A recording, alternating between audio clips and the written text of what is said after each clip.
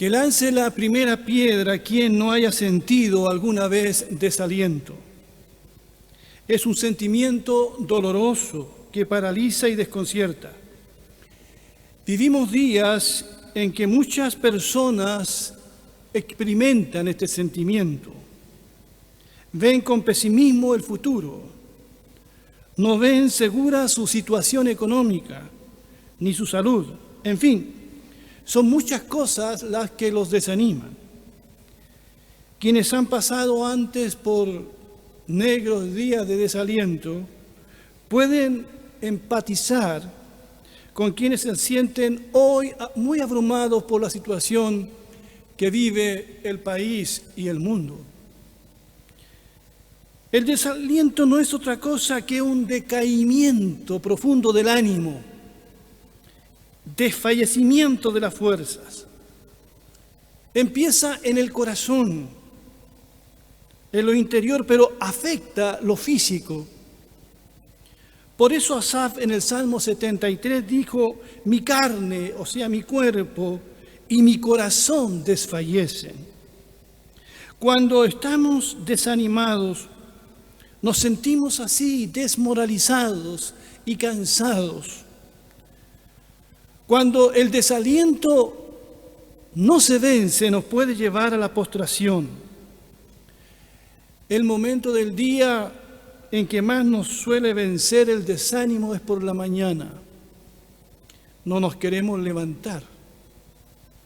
No queremos salir de la cama para enfrentar el día a día. Cuando uno va a la palabra del Señor, descubre que muchos hombres y mujeres tuvieron que luchar por periodos de abatimiento. David en el Salmo 42, verso 5, por ejemplo, dijo: ¿por qué te abates, oh alma mía, y te turbas dentro de mí? Espera en Dios, porque aún he de alabarle, salvación mía y Dios mío. Son dos cosas las que a nosotros, quienes vivimos en el siglo XXI, nos unen a los hombres y mujeres que sufrieron el abatimiento en la Biblia. Hombres como David, Job, Elías, mujeres como Noemí. ¿Qué es lo que nos une a ellos? El sufrir las mismas experiencias que ellos sufrieron.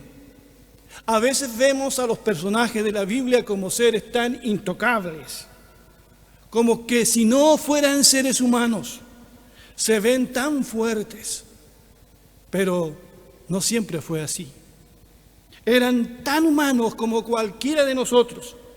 Por eso es que nosotros, cuando leemos los Salmos, nos identificamos con las palabras, por ejemplo, de un desalentado, de un deprimido David. Pero hay otra cosa que nos une a estos hombres. Es que ellos tenían el mismo Dios que nosotros tenemos hoy.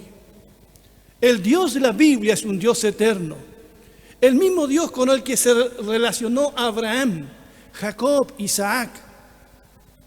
Es el mismo Dios con el que nosotros hoy nos relacionamos. Tengamos eso presente.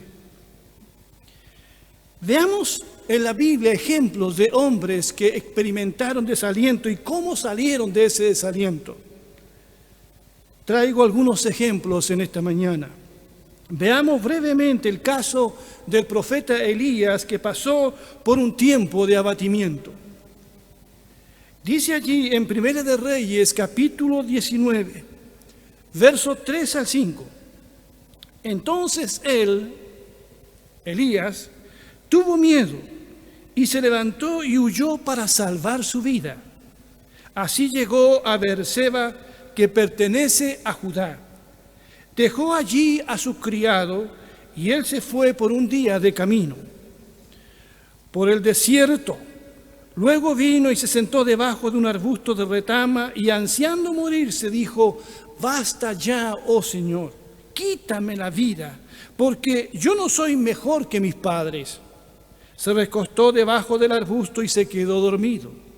Y aquí que un ángel lo tocó y le dijo: levántate y come.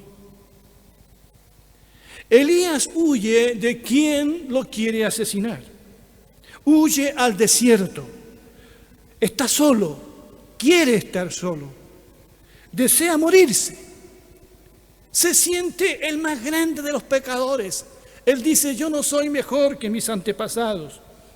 Está con síntomas de un profundo desaliento y hasta depresión, diríamos. Pero en esas circunstancias en las que este hombre de Dios se siente tan desanimado, Dios trata con él. Y lo primero que hace Dios con él es alimentarlo. Nos parece algo poco espiritual, pero Dios quiere que el profeta Elías coma, recupere sus fuerzas. El hombre no ha comido o no ha tenido ganas de comer. Y Dios envía a su ángel a alimentarlo. Él también lo deja dormir. Y Elías duerme mucho. Después Dios le habla cuando ya está en el monte Horeb, metido en esa cueva. Dios se acerca y le pregunta, ¿qué haces aquí, Elías? ¿Qué haces aquí? Elías está tan desanimado que quiere dejar el ministerio profético. Elías veía solo el vaso medio vacío y no el vaso medio lleno. Él le dice al Señor, Señor, solo yo he quedado con vida. Han matado a todos tus profetas y me buscan para matarme. Solo yo he quedado, pero no era así. Dios le dice, no, ha quedado un remanente de 7,000 que no han doblado sus rodillas a Baal.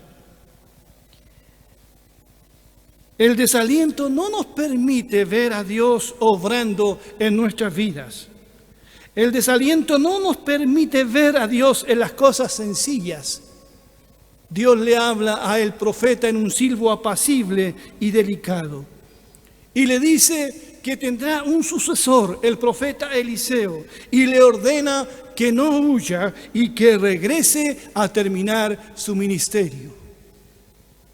Aquí vemos cómo Dios se compadece de este hombre, tan humano como nosotros, tan de carne como nosotros, y lo saca de su desaliento y hace que este hombre vuelva a terminar la tarea pendiente.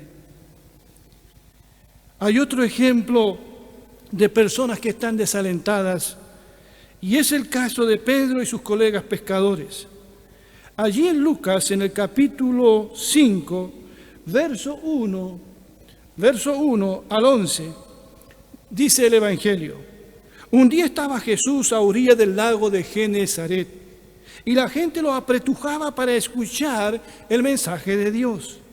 Entonces vio 2 barcas que los pescadores habían dejado en la playa mientras lavaban las redes. Subió a una de las barcas que pertenecía a Simón y le pidió que la alejara un poco de la orilla.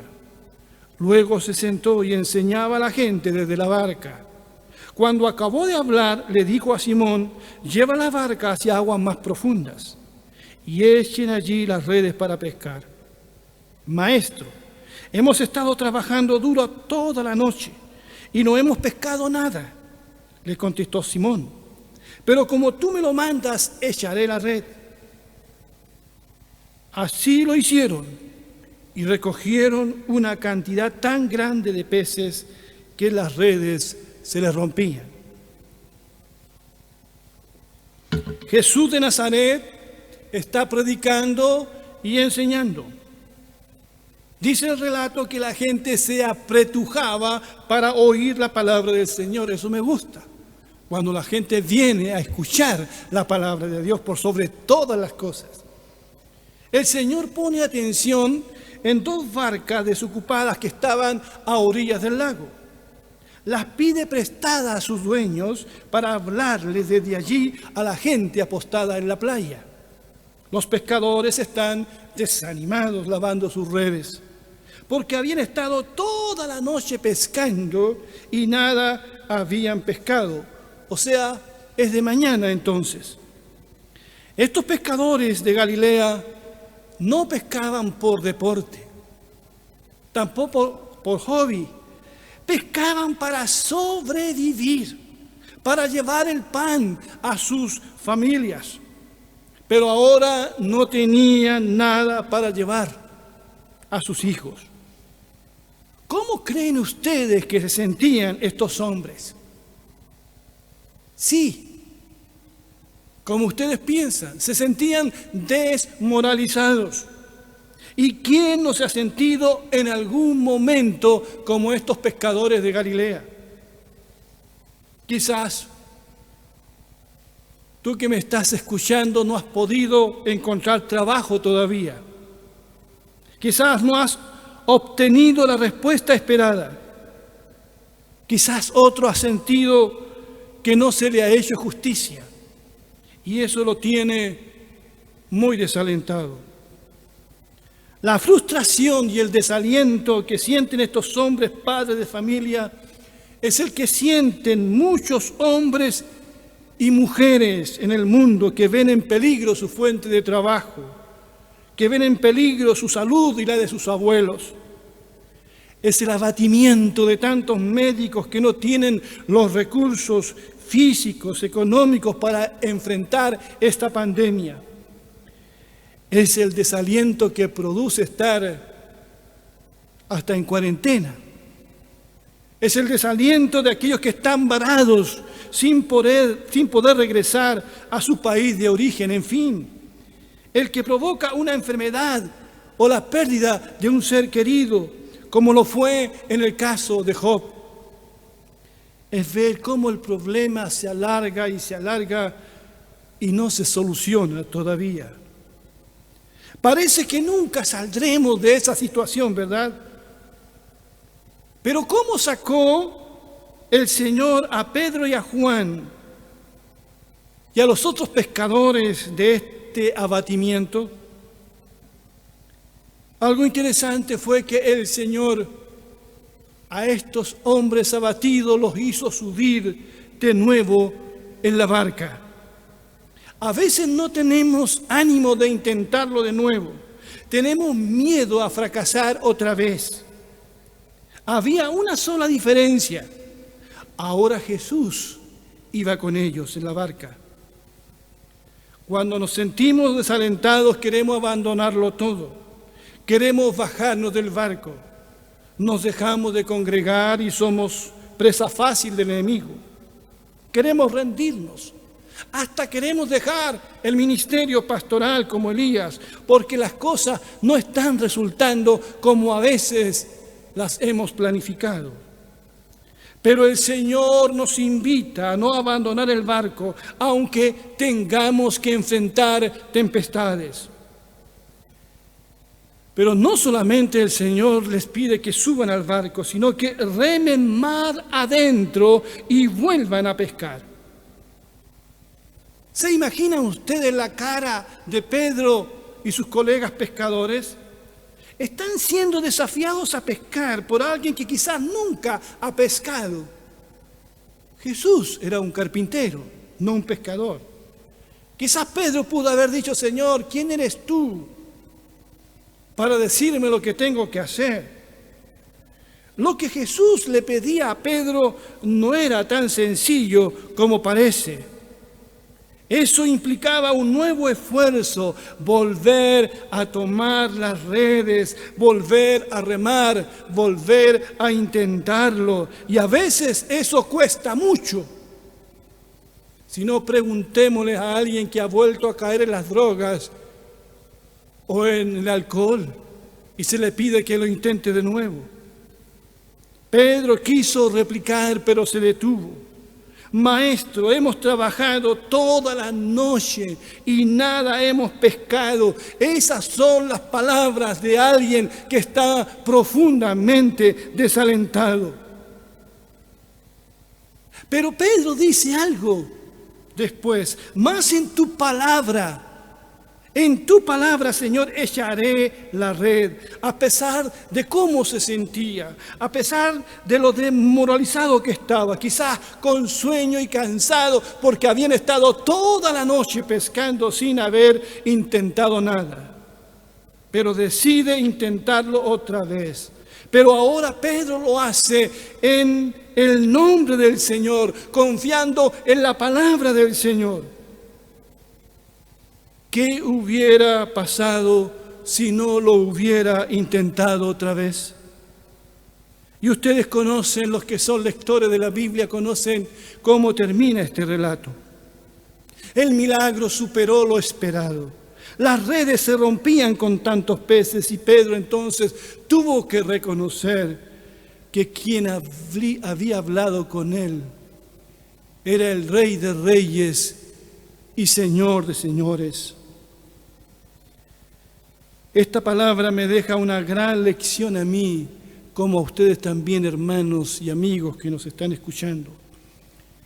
Necesitamos en estos tiempos permanecer en la barca, seguir echando la red como Pedro una y otra vez, seguir orando sin cesar. No porque no haya obtenido respuesta. Debemos ser como aquella viuda que insistió ante el juez injusto. Debemos seguir orando, debemos seguir predicando, debemos seguir creyendo y permaneciendo en la palabra de Dios, porque es la palabra de Dios la que nos sostiene. No es cómo te sientas, sino es dando pasos de fe, por pequeños que sean esos pasos, seguir adelante con la ayuda del Señor. El apóstol dijo: todo lo puedo en Cristo que me fortalece. Quiero que veamos también otro ejemplo acerca de cómo Dios trató con el desaliento de dos discípulos de Jesús que van camino a Emaús. Quiero recordar el relato nuevamente. Leo en Lucas 24, del verso 13 al 21. Ese mismo día, dos de los seguidores de Jesús iban camino al pueblo de Emaús. Al ir caminando, hablaban acerca de las cosas que habían sucedido. Mientras conversaban, de pronto Jesús mismo se apareció y comenzó a caminar con ellos. Pero Dios impidió que lo reconocieran. Y les preguntó: ¿de qué vienen discutiendo tan profundamente por el camino? Se detuvieron de golpe y con sus rostros cargados de tristeza. Entonces uno de ellos, llamado Cleofas, contestó: tú debes ser la única persona en Jerusalén que no oyó acerca de las cosas que han sucedido allí en los últimos días. ¿Qué cosas?, preguntó Jesús.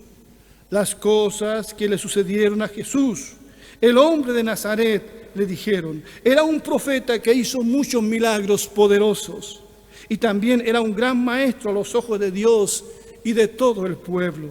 Sin embargo, los principales sacerdotes y otros líderes religiosos lo entregaron para que fuera condenado a muerte y lo crucificaron.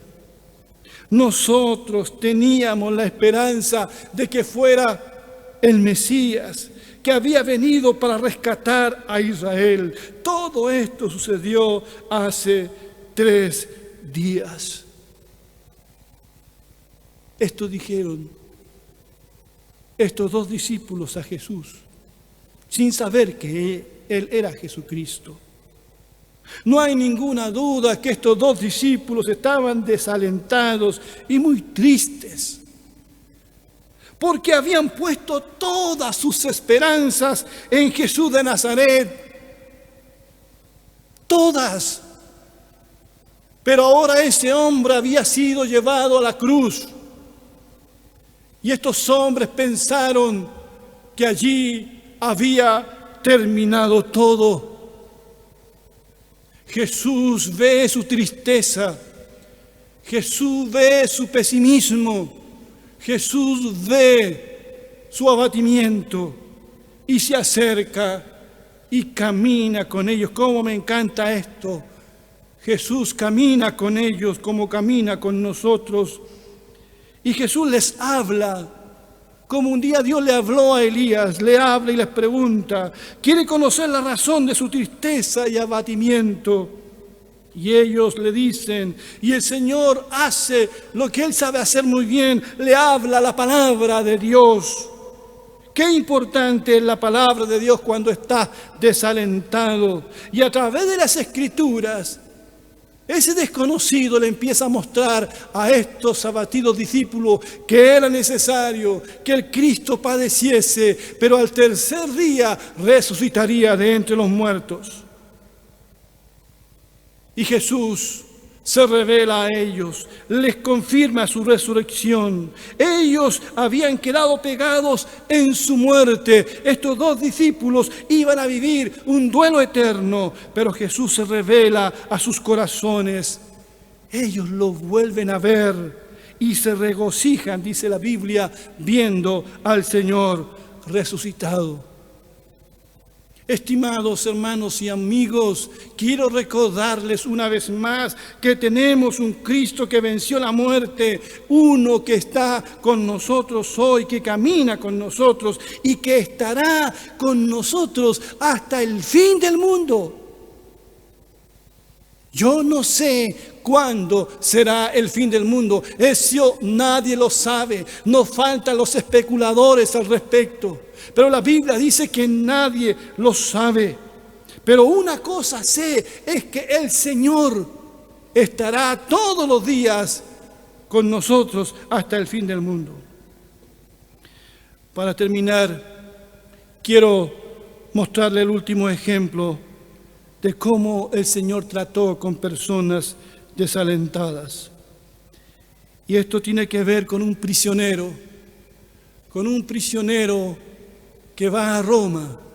Este prisionero es también un misionero, se llama Pablo. Allí en Hechos 27, versos 20 al 36. Pablo había apelado al César y es puesto en una barca y llevado en cadenas a Roma en un barco. Dice en el verso 20 al 36 lo siguiente: y no apareciendo ni sol ni estrellas por muchos días, y acosados por una tempestad no pequeña, ya habíamos perdido toda esperanza de salvarnos. Entonces Pablo, como hacía ya mucho que no comíamos, puesto en pie en medio de ellos, dijo: pero ahora os exhorto a tener buen ánimo, pues no habrá ninguna pérdida de vida entre vosotros, sino solamente de la nave. Porque esta noche ha estado conmigo el ángel de Dios, de quien soy y a quien sirvo, diciendo: Pablo, no temas, es necesario que comparezcas ante César, y aquí Dios te ha concedido todos los que navegan contigo. Por tanto, oh varones, tengan buen ánimo, porque yo confío en Dios, que será así como se me ha dicho. Venida la 14ª noche, y siendo llevados a través del mar Adriático, y a la medianoche los marineros sospecharon que estaban cerca de tierra. Y más adelante en el verso 29 dice: y temiendo dar en escollo, echaron 4 anclas por la popa y ansiaban que se hiciese de día. Cuando comenzó a amanecer, Pablo exhortaba a todos a que comiesen diciendo: este es el 14º día, ¿verdad? Parece una cuarentena. Que veláis y permanecéis en ayunas sin comer nada. Por tanto ruego que comáis por vuestra salud, pues ni aun un cabello de la cabeza de ninguno de ustedes perecerá. Y habiendo dicho esto, tomó el pan y dio gracias en presencia de todos, y partiéndolo comenzó a comer. Entonces todos, teniendo ya mejor ánimo, comieron también. Mientras leía esta semana este pasaje, no pude evitar emocionarme. Dios habló a mi corazón fuertemente y pensé: qué poco conozco a Dios, a mi Dios. Quisiera tener la mitad de la fe de este hombre llamado Pablo. En medio de una situación pero tan difícil, siendo llevado prisionero a Roma, se da tiempo de animar a la tripulación. Coman, les dice, aliméntense, tengan ánimo. Esta noche estuvo conmigo el ángel del Señor y me ha dicho que nadie morirá. Sí, se salvaron con lo puro puesto, pero se salvaron. Dios usó a un prisionero para animar a toda una tripulación desanimada y confusa. Algunas cosas me llaman la atención de este relato. Pablo no está solo. Así lo dicen los textos precedentes. Lo acompaña Aristarco, un hermano de Macedonia, y Lucas, el médico amado, está con él. O sea, Pablo tiene allí hermanos en la fe. Qué importante es eso, tener hermanos en la fe en situaciones difíciles que se apoyan. No nos podemos congregar físicamente, pero como iglesia hemos de estar unidos en la oración, apoyándonos con palabras de aliento. El desánimo se vence en unidad, en fe en la palabra, en oración, los unos por los otros.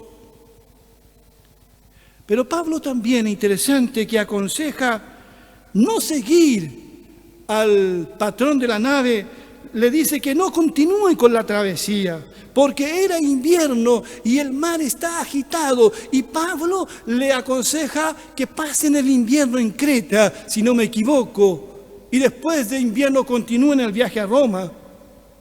Pero el centurión romano no le hace caso, no escucha a Pablo. O sea, Pablo era un hombre de fe, pero también muy precavido. Como precavidos también debemos ser nosotros. Pero Pablo buscó a Dios.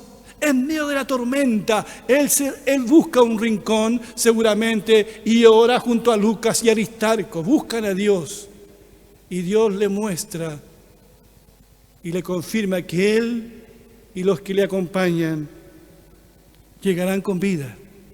Y Pablo se levanta en medio de la tormenta y da palabra de ánimo y de aliento a toda una tribulación. Para terminar, les animo, querida iglesia, les animo a seguir adelante. Ánimo y fuerza en el Señor, en el Señor. Miremos al Señor hoy más que nunca. Con humildad, busquemos a Dios. Busquemos a Dios. El Salmo 42, el verso con el que inicié antes esta prédica, es el que quiero terminar. David dice: ¿por qué te abates, oh alma mía? El abatimiento. ¿Por qué te abates, oh alma mía, y te turbas dentro de mí? Espera en Dios, porque aún he de alabarle, salvación mía y Dios mío. Aquí la palabra nos recomienda esperar en Dios. A veces la paciencia se agota. Lo que menos hacemos es esperar en Dios y tomamos atajos y hacemos las cosas en nuestra voluntad y no en la voluntad del Señor. Pero aquí se nos enseña a esperar en Dios. Él es nuestra salvación. David dice: salvación mía y Dios mío. ¿Puedes tú decir esas palabras?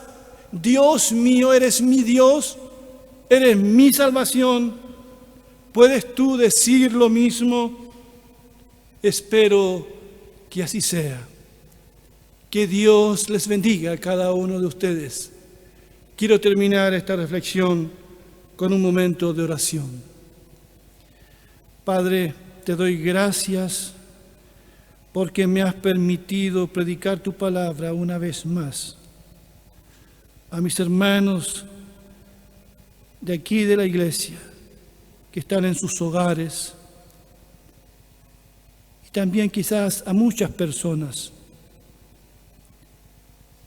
Que esta palabra, Señor, aliente sus corazones, que puedan volver su mirada a ti, que con humildad y sencillez podamos buscarte.